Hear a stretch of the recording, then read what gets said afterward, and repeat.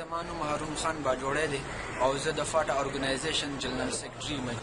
زموږ بنیادي مقصد دا دی چې موږ په فاټا کې تعلیم عام کول غواړو او تعلیم مفت کول غواړو او هاسټل یې موږ دپاره مفت پکار دی، ټیوشن سینټر او لینګویج سینټر یې زموږ دپاره مفت پکار دی، ځکه چې زموږ تعلیمي معیار ډېر زیات ښکته روان دی.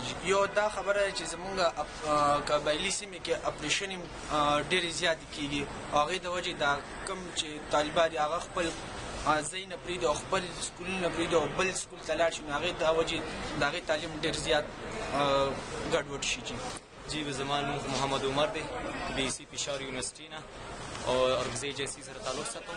موږ دلته څومره قبایل راغلي دي اپریشن نه، دلته که موږ جینکې دي کلکان دي نه ټول تعلیم نه محروم نه دي. وجه دا دی چې هغه دومره اخراجات برداشت کوی نه شي، نه د کلیجونو نه د یونیورسټیو کې نه د داخلو کې هغه به د کورونو کرایې ورکوي، هغه به د فیسونه ورکوي. د دې وجې نه د موږ له څومره جینکې دي هلکان دي دا ټول تعلیم نه محرومه دي.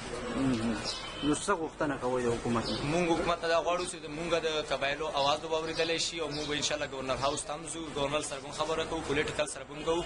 زموږ د کوم د متاثرین دلته راغلي په کیمپونو کې او په کورونو کې دا ټول د تعلیم ته روان شي او سکولونو کې د خپلې داخلې والي. زما نوم شوکت علی دی، د کورم ایجنسۍ سره مې تعلق دی او دا تنظیم چې کوم ارګنایز کو د دې نوم فاټا سټوډنټ ارګنایزیشن دی.